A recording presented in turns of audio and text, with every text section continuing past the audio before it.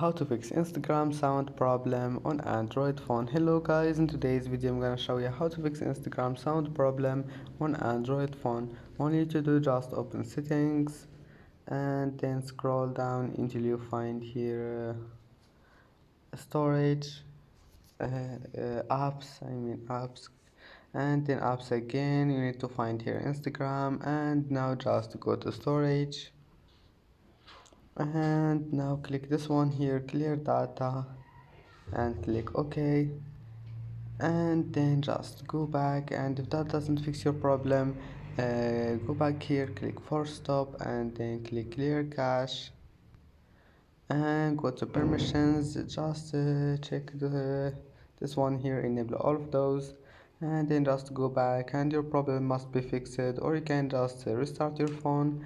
And that's it for today's video, and see you in the next video.